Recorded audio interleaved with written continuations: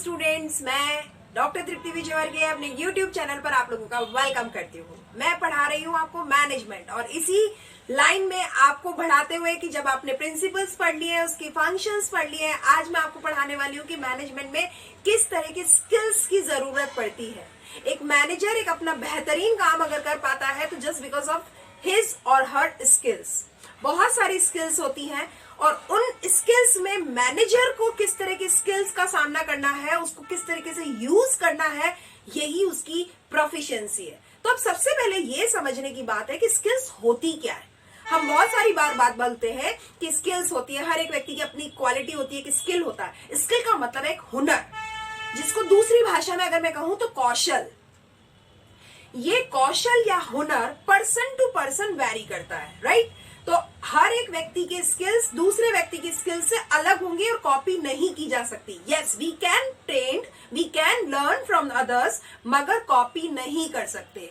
तो managerial skills में हम ये समझते हैं, एक व्यक्ति जब दूसरों से अपना काम करवाना चाहता है और ऑर्गेनाइजेशंस के गोल को, जो कि कॉमन गोल है, उनको अचीव करना चाहता है, तो कौन सी ऐसी उसमें हुनर या ऐसी उसमें क्वालिटी होती है कि वो लोगों से अपने चाहे गए ड्रीम्स, डिजायर्स या ऑब्जेक्टिव्स या टारगेट्स को कंप्लीट करवा पाए।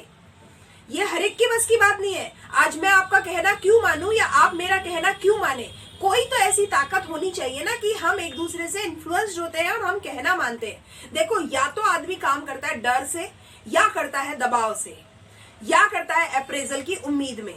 तो डर, दबाव और अप्रेजल, अगर तीनों में से ही कुछ नहीं हो तो कोई किसी के बात को केवल उसी केस में मानता है जब उससे वो एक तरीके से फॉलो करने चाहता है, उससे वो अप्रेज करता है, राइट, उससे वो सहमत होता है, एग्रीड होता है। तो मैनेजमेंट में हम ये तो नहीं कहेंगे कि हर बात से हम इसलिए फॉलो करते हैं क्योंकि हम सहमत होते हैं, पर कहीं ना कहीं डर, दबाव और अप्रेजल की उम्मीद हमेशा रहती है। इसीलिए कहा जाता है एक मैनेजमेंट में या एक मैनेजर व्यक्ति जो होता है उसमें ये स्किल्स होनी चाहिए कि अपनी बात को किस तरह से कम्युनिकेट करे कि लोग उससे इन्फ्लुएंस होकर के उसके कहे अनुसार काम को करें। तो अब स्किल्स क्या है वो समझ लो। स्किल्स एक्चुअली एक एबिलिटी या आपकी प्रोफिशिएंसी होती है, यानी आपकी निपुणता कह लो या आपकी योग्यता कह लो। मैं हिंदी और इंग्लिश दोनों में शब्द बोलती हूँ ताकि आपको समझ में आ सके। निपुणता या योग्यता कह लो, जो किसी एक स्पेसिफिक एरिया से रिलेटेड होती है। हर एक व्यक्ति का अपना एक स्किल होता है, अपना एक ट्रेट होता है, अपनी एक क्वालिटी होती है, अपनी एक प्रोफिशिएंसी होती है, अपनी एक एबिलिटी होती है। काम को करने और करवाने की भी एक कला है। आप किस तरीके से कन्विंस करते हो कि लोग आपके कहे अनुसार काम करेंगे, totally depends on your communication skills और लीडरशिप स्किल्स। तो मैनेजर में ये सारी चीजों का होना जरूरी होता है। इसीलिए कहा गया है कि स्किल क्या है पहले ये समझ लो, फिर बताते हैं मैनेजर में किस तरह की स्किल्स की जरूरत होती है। तो स्किल समझ में आ गया, ये एक प्रोफिशिएंसी है या एक टैलेंट है या एक स्किल्स है। क्योंकि मैनेजर जो होता है बहुत सारे हैट्स पहनता है, बहुत सारी रोल्स को प्ले कर रहा होता है और इसी वजह से उसे बहुत सारी चीजों में अपनी बात को कहने के लिए अलग अलग क्वालिटी की जरूरत पड़ती है। वो केवल टीम लीडर नहीं होता है, वो टीम लीडर के अलावा वो मोटिवेटर, इन्फ्लुएंसर, कम्युनिकेटर, एक ह्यूमन अप्रोच डेवलप करने वाला व्यक्ति होता है। इसलिए आपको मैं बता दूं, ये स्किल्स को समझाने से पहले मैं आप एक नाम याद दिलाना चाहती हूँ, हेनरी मिंचबर्ग का। हेनरी मिंचबर्ग ने लेट 1960 में जो एग्जीक्यूटिव्स के ऊपर उन्होंने काम किया, स्टडी की, किस तरह से लोग काम करते हैं, एग्जीक्यूशन कैसे किया जाता है। हमेशा याद रखो, मैनेजर जो होता है वो एग्जीक्यूटिव होता है, क्योंकि एग्जीक्यूशन का काम करता है। जो पॉलिसी मेकिंग टॉप मैनेजमेंट की तरफ से बनाई गई है, मिडिल मैनेजमेंट जिसको हम जनरल मैनेजर कहते हैं, वो हमेशा उसको एग्जीक्यूट करता है कि काम को अब हमें करवाना है, क्या चाहते हैं हमसे टॉप मैनेजमेंट, उसको कैसे करवाना है, ये सारा काम एक मैनेजर का होता है। तो एग्जीक्यूशन में बहुत इंपॉर्टेंट रोल होता है मैनेजर का। तो वो क्योंकि एग्जीक्यूशन का काम करता है, तो मिंच जो बर्ग थे, हेनरी मिंचबर्ग थे, उन्होंने जो एग्जीक्यूटिव्स थे उनके काम को देखा, उसके बाद उन्होंने एक निर्णय लिया कि कुछ मैनेजर्स जो होते हैं वो बेहतरीन काम सिर्फ इस वजह से कर पाते हैं क्योंकि उनमें कुछ स्किल्स होती है जिसको अपन ने मैनेजरियल स्किल्स कहा है। तो ये ऐसी वो स्किल्स हैं जो अगर एक मैनेजर में हो तो काम को करना और करवाना दोनों ही आसान हो जाएगा। तो कौन सी स्किल्स की उन्होंने बात की थी, जरा हम आज की क्लास में समझते हैं। सबसे पहले मैं बता दूं 3 मेजर स्किल्स है। एक होती है कंसेप्शुअल स्किल, एक होती है ह्यूमन स्किल और एक होती है टेक्निकल स्किल्स। जब आपको स्किल समझ में आ गया तो इन वर्ड्स को समझो जो हमने हेडिंग्स में डाले हैं। कंसेप्चुअल स्किल, कंसेप्ट को रिलेटेड जो होगी वो कंसेप्चुअल स्किल्स होगी। मैंने आपको बताया इसमें, देखो किसी भी ऑर्गेनाइजेशन में, इसका कीवर्ड याद रख लो ऑर्गेनाइजेशन, किसी भी ऑर्गेनाइजेशन में एक व्यक्ति जो कि मैनेजर के नाम से जाना जाता है, इफ ही और she has the ability to formulize ideas, किसी भी विचार को फॉर्मुलाइज करने का अगर उसमें ताकत है, उसमें योग्यता है, तो हम ये कहेंगे ये उसकी कंसेप्शुअल स्किल्स है। अब कंसेप्चुअल स्किल्स क्या कहती है, ये कहती है कि किस तरीके से हम डिसीजन लेंगे, हम किसी आइडिया पे काम करेंगे, हम जो भी डिस्टर्बेंसेस हो रहे हैं उनको हैंडल कैसे करेंगे, हम रिसोर्स को एलोकेट कैसे कर देंगे, सोर्स को आइडेंटिफाई कैसे करेंगे, नेगोशिएशन हम कैसे करेंगे, यानी हम किस तरीके से अपनी जो भी available of source and resources है उनको हम यूज कैसे करेंगे, राइट। तो ये होती है हमेशा कंसेप्चुअल स्किल्स। इसमें वो डिसीजन मेकिंग भी करता है, इसमें बहुत सारे ऐसे काम भी करता है जो कि जरूरी होते हैं। तो conceptual skills actually ability to think analytically होता है। विश्लेषणात्मक तरीके से आपके पास अगर सोचने का नजरिया होता है तो हम ये कहते हैं ये आपकी अवधारणात्मक योग्यता है। आप समझ रहे मेरी बात को, यानी analytical point of view. What is the analytical point of view, किसी भी बात को सही और गलत दोनों तराजू में रख करके तोलने की योग्यता एनालिटिकल पॉइंट ऑफ व्यू कहलाता है। यानी आप कोई भी काम करना है, नहीं करना है, कोई दिक्कत नहीं, लेकिन करना है तो क्यों करना है, नहीं करना है तो क्यों नहीं करना है, इसके बारे में आप अपना एक स्टडी कीजिए। कोई व्यक्ति किसी काम को करने के लिए परफेक्ट है तो क्यों, परफेक्ट नहीं है तो क्यों, यानी एनालिसिस किया जाए, विश्लेषण किया जाए। तो कंसेप्चुअल आइडियाज का जो काम करता है वही उसकी कंसेप्चुअल स्किल्स होती है। तो हम ये कह सकते हैं कि जो कंसेप्चुअल एबिलिटी होती है वो किसी भी चीज को एक विश्लेषणात्मक तरीके से सोचने का एक नजरिया होता है, एक दृष्टिकोण होता है या एक योग्यता होती है। दूसरी की बात करते हैं ह्यूमन स्किल्स।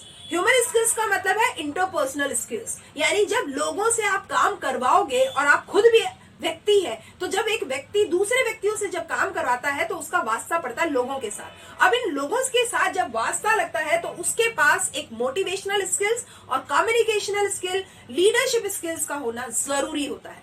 इफ ही और she has the ability to convince the people smartly, then the people work ready to work with him और हर, राइट।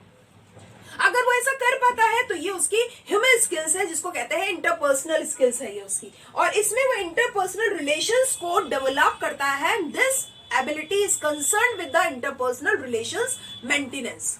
अगर वो ऐसा कर पाता है तो वो लोगों के साथ एक अच्छा सामंजस्य पैदा कर पाएगा, अपनी बात को अच्छी तरह से समझा पाएगा और कोऑपरेशन ले पाएगा। ना केवल वो उनकी हेल्प से अपने टारगेट्स को अचीव करेगा बल्कि अपनी बात को समझाते हुए वी एटीट्यूड को भी डेवलप करेगा।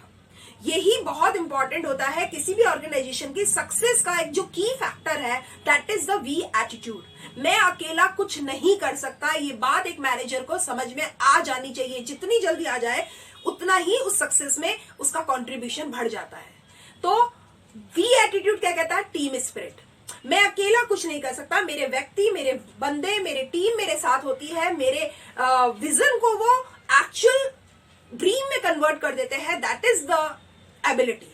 ये है आपका इंटरपर्सनल स्किल्स कि आप अपने विजन को किस तरह से एक मिशन बना देते हो लोगों के दिमाग में, तभी कोई ऑर्गेनाइजेशन सक्सेस गेन करती है, राइट। ये तो हो गई इसकी ह्यूमन स्किल्स। अब बात करते हैं टेक्निकल स्किल्स की। अब टेक्निकल स्किल क्या है, किसी भी व्यक्ति में किसी काम को करने की एक तरीका, योग्यता, नो हाउ होना, किस काम को कैसे किया जाएगा वो सारी चीज। तो नो हाउ स्किल्स कहना चाहिए या टेक्निकल स्किल्स कहना चाहिए या टेक्नोलॉजी से रिलेटेड चीज कहनी चाहिए, ये हमेशा उसकी टेक्निकल स्किल्स को बताता है और इस टेक्निकल स्किल्स की ही वजह से वो आगे बढ़ पाता है। एक अच्छा मैनेजर केवल तभी अच्छा साबित होता है जब वो अपनी काम को करने में उसको चीजों के साथ अपनी नॉलेज को अप्लाई करना, उस नॉलेज और चीजों की बात को लोगों तक पहुंचाना और फिर अपने टारगेट्स को अचीव करना अगर उसे आता है तो ही वो अपने टारगेट्स को अचीव कर पाता है।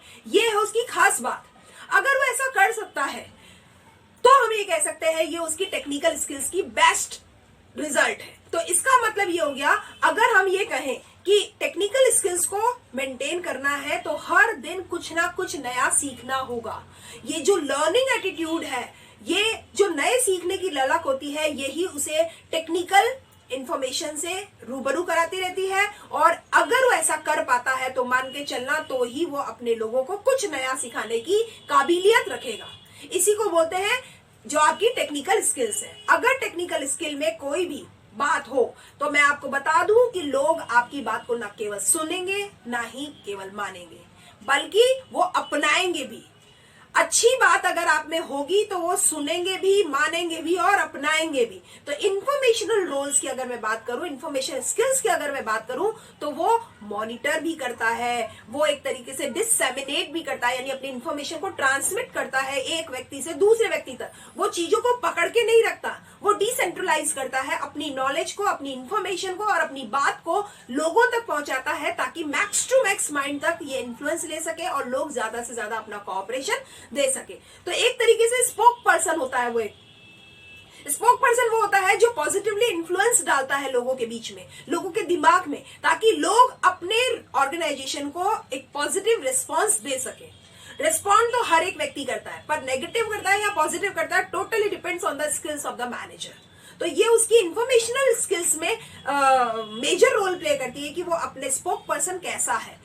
अगर वो स्पोक पर्सन अच्छा हुआ तो लोग उसकी बात को सुनेंगे भी और मानेंगे भी। इसी तरीके से उसके डिसीजनल स्किल्स कहते हैं कि किस तरीके से वो एक अच्छा एंटरप्रेन्योर होगा, वो किस तरह से बैलेंस हैंडल करेगा, वो किस तरीके से रिसोर्स को यूज करेगा, एलोकेट करेगा या नेगोशिएट करेगा। इस तरह की चीजों से पता चलता है कि एक मैनेजर को जो स्किल्स की बात कर रहे हैं वो ह्यूमन स्किल्स भी इंपॉर्टेंट है, कंसेप्चुअल स्किल्स भी इंपॉर्टेंट है और टेक्निकल स्किल्स भी इंपॉर्टेंट है।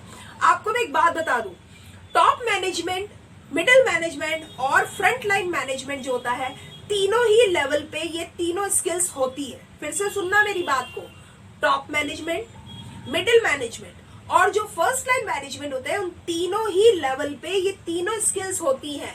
सिर्फ परसेंटेज का अंतर होता है, और परसेंटेज का अंतर कुछ इस तरीके से मान लो आप कि अगर मैं ये कहूं 50% अगर ह्यूमन स्किल्स होती है टॉप मैनेजमेंट में, तो 35% तो मान लो आप कंसेप्चुअल स्किल्स होती है और 15% होती है उसकी टेक्निकल स्किल्स। टॉप मैनेजमेंट के बाद टेक्निकल स्किल्स कम होती हैं और फ्रंट लाइन मैनेजर के पास में टेक्निकल स्किल्स उतनी ही होती है जितनी एक कंसेप्चुअल स्किल टॉप मैनेजमेंट के पास होती है। फिर से ध्यान देना, टॉप मैनेजमेंट और फ्रंट लाइन मैनेजमेंट में मेजर अंतर अगर आपको समझना है तो ये समझ लो, टॉप मैनेजमेंट के पास कंसेप्चुअल स्किल्स, क्योंकि आइडियाज जनरेट करने का काम उन्हीं का होता है, पॉलिसी मेकिंग का काम उन्हीं का होता है, डिसीजन मेकिंग का काम उन्हीं का होता है। That's why they has more percentage of the conceptual skill in comparison to technical skills.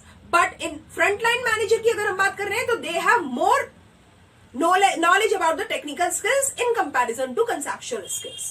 उनके पास में कंसेप्चुअल स्किल्स के कंपैरिजन में टेक्निकल स्किल्स ज्यादा होती है, क्योंकि वो एक्चुअली प्रैक्टिकल फील्ड में काम कर रहे होते हैं। कौन? Front line manager. Are you getting my ideas? मतलब आप कंफ्यूज नहीं होने चाहिए। मैं बात कर रही हूँ, 3 तरह के मैनेजमेंट लेयर है और 3 तरह के स्किल्स है। तीनों तरह के लोगों के पास तीनों तरह की स्किल्स होती है, केवल परसेंटेज का प्रोपोर्शन चेंज हो जाता है। तो मोटे मोटे तौर पे आप ये समझ लो कि जो टॉप मैनेजर होते हैं उनके पास टेक्निकल स्किल्स कम in comparison to conceptual skills होती है, और जो फ्रंट लाइन मैनेजर होते हैं उनके पास कंसेप्चुअल स्किल्स के कंपैरिजन में टेक्निकल स्किल्स ज्यादा होती हैं। That's it. अब बात आई मिडिल मैनेजमेंट की, तीनों के साथ एक अच्छा बैलेंसिंग होता है। 33 ऑलमोस्ट 34 ये परसेंटेज होता है उनका टॉप मैनेजमेंट वालों का इन तीनों स्किल्स पर। ठीक बात है। बाकी कोई अगर वेरिएशन होता है तो ये नेचर ऑफ वर्क पे डिपेंड करता है, किस तरह के कहां पे काम कर रहे हैं उस पर डिपेंड करता है। तो इसका मतलब ये हो गया, इन तीनों ही मैनेजर के पास में अपनी अपनी कॉम्पिटेंसीज होती हैं, यानी अपनी एक स्पेसिफिक सेट ऑफ स्किल्स होता है, जिसको एबिलिटीज कह सकते हैं या एक्सपीरियंसेस कह सकते हैं या एक्सपर्टाइजनेस कह सकते हैं, जो कि एक मैनेजर को एक दूसरे मैनेजर से या एक हायर लेवल से लोअर लेवल का जो अंतर पैदा करता है। यानी किसी भी ऑर्गेनाइजेशन में पर्टिकुलर गोल्स को सेटिंग करने के लिए, उसको अटेन करने के लिए एक मैनेजर में जो विशेष काबिलियत की जरूरत होती है, वही है हमारी इसकी कॉम्पिटेंसीज। तो हमें यह समझ में आ गया कि अलग अलग ऑर्गेनाइजेशन में ये अलग अलग वेरी कर सकती है, लेकिन होना तो जरूरी है। और इसी ग्लोबल एनवायरनमेंट में मैनेजर के लिए यही एक बहुत बड़ा चैलेंज है कि वो किस तरह से अपनी उन स्किल्स को ना केवल मेंटेन करेगा बल्कि उनको इंप्रूव करेगा और ऑर्गेनाइजेशन की सक्सेस में अपना कंट्रीब्यूशन करेगा। होपफुली आपको ये मेरी क्लास समझ में आई होगी, पसंद भी आई होगी और आपको ये कंसेप्ट क्लियर हुई होगी। आज की क्लास में इतना ही। आगे की क्लासेस में और कुछ नया वीडियो, नया टॉपिक, नई ज्ञान को लेकर के आएंगे। Thank you and keep watching my videos regular.